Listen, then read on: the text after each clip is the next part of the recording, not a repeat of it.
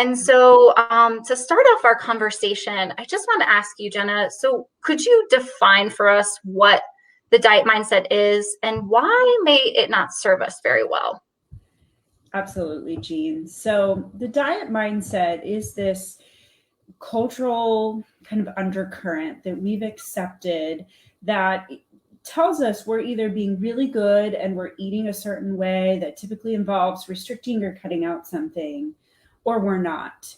And that our goal is always to lose weight and have a thinner body. And that's the ideal version of health. And if you don't have that, you're not good enough. And so that, while that may sound kind of severe, that message is really at the heart of the dieting industry, the dieting mindset, or dieting culture. And it's the reason it's a problem is because for a lot of people, this ideal body that is being portrayed as the prize to be attained through dieting is unattainable for a lot of people. And it's not even necessary to have good health. And it's certainly not necessary to live a vibrant and joyful life.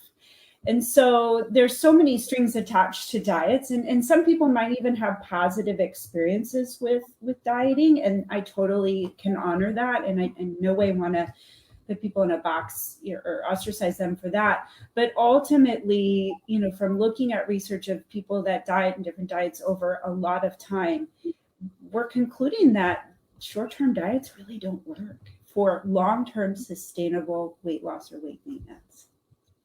Yeah. And that's really what we want ultimately, right? Is that just long-term, balance in our lives, which I know we'll talk about a little bit more and exactly what that means. But and would you say a lot of the times that restriction is kind of that word you think of around sort of the word diet a little bit? Yeah, absolutely. In fact, when working with a lot of clients in like a group setting, I'll often ask people what they think of when they see Mhm. this word, and I'll write diet up on the board and get all kinds of responses from them, the majority of which are negative. And restriction is often a word that is brought up there. So it is a common experience for people when they have died. It usually involves some sort of restriction. So whether that was calories as a whole, whether it's a macronutrient group, whether it's a specific food group, maybe a type of food or a dessert or something along those lines. And what is important to note, and I'm going to speak a lot from my experience here, although there's certainly science to support a lot of these things. I've worked with a lot of people through the years trying to lose weight and doing it through different systems. And what I found is that the equation of weight loss does not always work. What I Mhm. mean is you can do, quote, everything perfect. You can eat less, you can exercise more, you can cut out this and eat more broccoli, et cetera, and step on that scale and it doesn't budge or it doesn't go as fast as you want it to be. And I've seen so many people step off the scale defeated Yeah. because that number didn't give them what they want. So I always remind my clients that weight is a really fickle motivator. And if that's our only measure of success, we are shortchanging not just our experience with our bodies in the moment, but really a joyful and vibrant life as a whole. And if you'd like, I can share a couple of statistics around why what we know about diets working long term, which I think is kind of interesting. So, looking at the studies in the past and what following people like after interventions have been concluded, 1/3 to 2/3 of dieters regain the weight that they lost in a short-term program, diet intervention, lifestyle change, whatever you want to call it. That's a lot of people, and there's some physiological reasons why that might be the case, or psychological reasons why that might be the case, emotional reasons, all these things. There could be a lot of ones.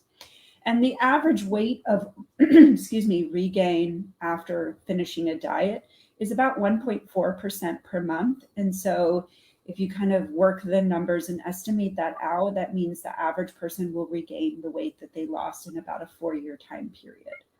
And so the other staggering statistic is that there really aren't any studies that show permanent weight loss through a diet for more than just a very small percentage of people. So there's always going to be enigmas or the exceptions to the rules in all science. But and so that's really disheartening. So one of the things I love to encourage people is that you may not actually be the problem. It may be the diet you're trying to follow. That might be the problem. And so one visual I've used with my clients recently is thinking about the square peg and a round hole. Mhm. The whole being our lives, our bodies, our lifestyle, what we value, what's important to us. And then we try to take that square peg of a diet and be like, you're going to work for me. I am going to fit you in. And maybe you can do that for a short period of time. Maybe you can shuffle things around in your brain or your life or your emotions, whatever it might be, to make it work short term.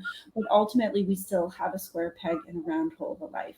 And so I just want to give people the freedom to just acknowledge that maybe diets are failing you is really under the surface there. And so we've got to pull those layers back. And so lifestyle change in reality and in truth of what it should be is when I'm adding something into my life that I want there, that works for me and produces an outcome that adds value to my life. So I wasn't doing it before, but I want to do it now. And it has a connection to these positive outcomes that I want.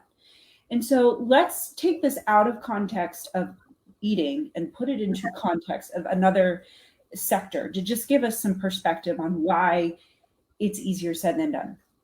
Okay, so if I decided I want to be a guitar player, I want a lifestyle change of I'm not a guitar player right now. I would like to become a guitar player. I would like to have the lifestyle of strumming at night. That sounds relaxing. Maybe there's a performer inside of me. I don't know. Okay, so that sounds great. I can see a lot of value in making this change. Now, if I go to anyone and I say, give me a plan to be a better guitarist, do you think that's something that's going to happen in 21 days or 3 weeks or even 6 months? Am I going to turn into a great guitar player very quickly? I would say no. It takes a lot of practice because I could say from personal, I've tried to learn guitar. It's really hard. Right. Okay. So that's a new skill and something that takes a lot of time. I might try a couple of different teachers because I don't like this one. Or, hey, I was taking guitar lessons at this time. Now my schedule's changed. I need to change the time that I'm taking it. So I don't want to draw the illustration out too long, but it helps us when we apply these same thought processes to different areas of life. And we can step back and be like, oh, well, maybe I'm not going to lose 17 pounds in 21 days. That is a lot of work. And so when we think about it as a change, I want to change behaviors. I want to do something different that I wasn't formerly doing. A diet says, well, all you have to do is follow this list of yeses and this list of nos, and voila, you have your end result of weight loss, which we've already talked about. That's actually not a guarantee. But then we have to say, well, why is it so hard for me to do that? What else is going on? And we begin to pull back these layers of, oh, well, I have scheduling issues. I have a relationship that's a blockage. I have this, I don't have a schedule in my life, layer after layer after layer. And we kind of realize, oh man, we can't even really talk about the foods yet until we begin to really look at some of the behaviors in your mind, in your heart, in your spirit that are either helping or hurting you become this person you'd like to be or have these positive outcomes in your life. And so true behavior change, Jean, is not like, I didn't eat broccoli, now I do eat broccoli. I used to love dessert. I don't want dessert anymore. Like, yes, that could be one, but there's so much below the surface on that we really have to dig into to create true behavior change. And the other thing as to why behavior change is actually so much bigger than diets make it out to be is because, we just talked about guitar, or maybe it's the broccoli, I want to eat more vegetables. And we get through all these layers and realize, wow, there's actually all these other things that need to be addressed as well. And we realize this one little thing, eat more vegetables, is actually a lot of work to change. If we truly want it to be something that's permanent and stuck in our being. Okay, so the definition of habit, and I'm looking just because it's down here in front of me, is a routine or practice performed regularly, an automatic response to a specific situation. So you don't wake up one day and say, oh yeah, I eat vegetables like all the time now. No, we have to practice it. And Yeah. for some reason, we understand that the idea of practice in a lot of other realms of life, except when it comes to behavior change. Like it takes a lot of practice to make something a habit for us. And there'll be Yeah. many challenges along the way. So lifestyle change is actually big and hairy and messy sometimes. And we mess up a lot. And Hmm. that's okay. That means we're learning it. We talk about the growth mindset with that too. Like if something's hard, oh, I must be learning something here. So when we can honor how challenging it is to actually make a lifestyle change and really get into the roots of the things that have been your barriers in the past, it makes so much more sense why maybe we should just focus on one or two things at a time. A true lifestyle change gets your full attention and focus. Oh, in my own personal health journey, it's it's the bigger picture of family and longevity and feeling good and those sorts of things. And then another thing that you shared, Jenna, is that focus of one or two items, Mhm. or one or two, habits. And I know for myself, in choosing one and focusing on that one, it's like a waterfall effect a lot of the times. And so many other things change for you just because of focusing all of your energy on one. Yeah. And it's okay if it takes a long time Yeah. to work on these things. Again, like I don't know how long it will take to turn you from a non-vegetable eater to a vegetable eater. But I Hmm. always like to remind people too, like, well, how old are you? Okay, that's how many years we're up against here. And not that this is a battle, but like you've been doing this one thing, you've been having this practice and this habit for this many years, and now you're saying you want to do something different. So we need a lot of grace for that. We need Hmm. a lot of endurance. And another important thing is that when we do, quote, mess up or make a mistake or do something we wish we didn't do, we have regret. The diet culture says, bad, Yeah. wrong, and then mentally we tend to beat ourselves up and we say things to ourselves that we probably never utter to anyone else because Hmm. we have this measuring stick. But what I really like to encourage people is when you've had one of those situations, and I am happy to confess any of mine. I ate way too many cookies. I love cookies. I have no shame about that at all. I love cookies. So if there's a day where I ate too many cookies and like my belly hurt, or like I just was sluggish and my kids asked me to play and I didn't feel like it, or I tried to do some really critical thinking and I just couldn't get my brain going. For me, instead of, oh, I shouldn't have done that, I'm not going to be in a bathing suit tomorrow, or I got to go to the gym now and work it off, and no more cookies for the rest of the week. Instead of that, think of how you talk to a good friend, the grace you'd extend, and then evaluate what happened. Well, why did I eat those cookies? What could I have done differently? You know what? I was really hungry and I was kind of stressed. I just got some really difficult news, and that might have contributed to it. So, what can I have done different? Well, maybe I still enjoy a cookie, but I make sure I eat my lunch first and have it with my lunch. And then if I really need another cookie, I can go back and get it, whatever it might be.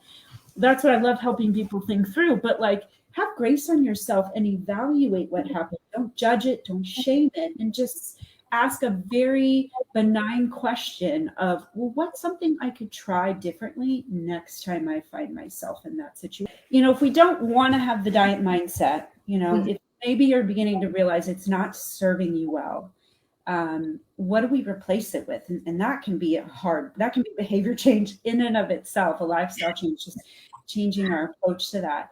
But what I encourage people to do is the main goal of learning how to nourish yourself, in my opinion, is to build trust with your body.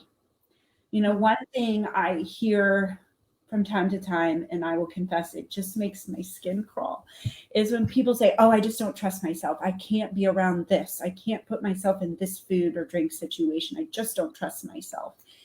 And while I know it's said, in jest and not with anything critical, I'm like, the very thought that you cannot trust the signals of your body is perhaps the most harmful thought process that you could have when it comes to your health and to how you should eat.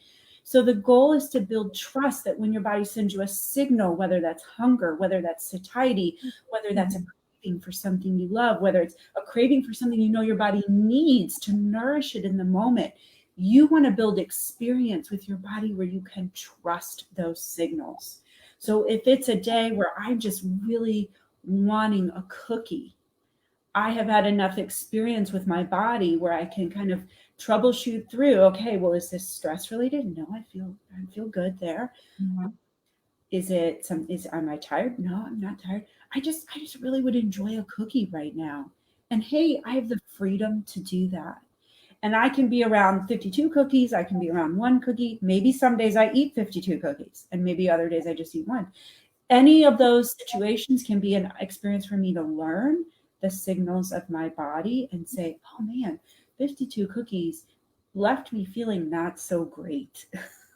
For like That last time, whatever yeah. the outcome might have been. I Mhm. probably should have had a carrot, or whatever, silly example. But I can build trust because I then know next time my brain might be telling me more cookies, but the signal from my body is that I'm satisfied and I need to trust that. So Mhm. I'll do something different with my brain now. So we get off the cookie train thought process because my body's sending me these signals that I can trust. And so that's that mindfulness piece too. And again, it's a practice. We build it. And all of this is practice. All of it is experimenting with what's finding right for you because each person is the expert on their own body. Not to say that you can't work with other people to help you kind of work through things that you're challenged with or you need new information or going to the source like that. Absolutely, you should definitely do that. But at the end of the day, like only you know how your body feels and what works for you. And so that's important. And then I think the last thing to say, just to clarify, is for some people, they would like to lose weight. Like that is something they would like. They feel like there's positive outcomes for them. Maybe it Mhm. would benefit their health. And by no means am I saying, away with weight loss, Yeah. forever. That can absolutely be something that you desire in a really positive way as well. It's again though just about how are we getting to that? Is that the ultimate goal? Because we don't want to sacrifice everything else in our life to only achieve weight loss. Because what my experience has been working with a lot of again weight loss and watching people do diets through the years is you can lose weight quick on a diet, but you often sacrifice a lot of things, whether that's emotionally, mentally, spiritually, or physically. And chronic dieting can really screw up your body as well. We didn't really get into that too much, but it can definitely leave lasting negative impact in your body as well. So I would say remember that willpower is overrated. It's Mhm. not an issue of willpower necessarily. It's more connecting to what really is most important to you and why making a change matters so much to you. Why does doing something different, what's going to pull you to do that on days where it's really challenging? That's that purpose piece that we talked about. The second thing I'd say is um, to take the focus and the main goal off what your body is or is not and the number is or is not, because health can be achieved through so many different unique beautiful bodies. And the reality is we all have unique genetics, and to think they're going to end up as the same aesthetic or range or BMI even is really absurd.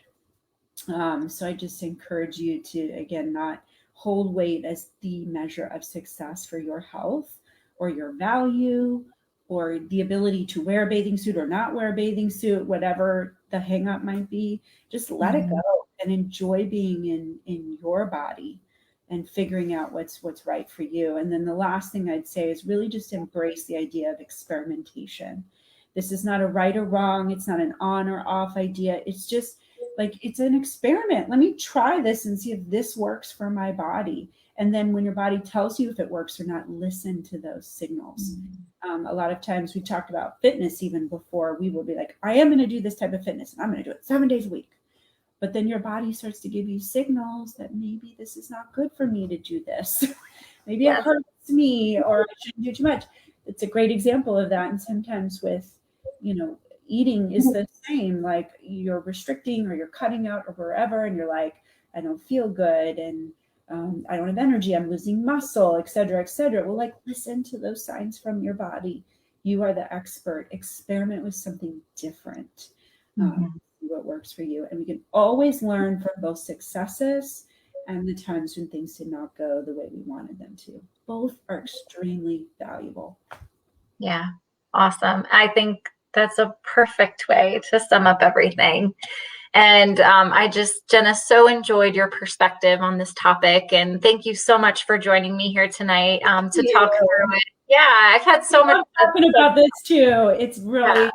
really special to me. And, I just encourage the women watching, like, to just, if this really resonates with you, like, this is a great place to begin to do some more.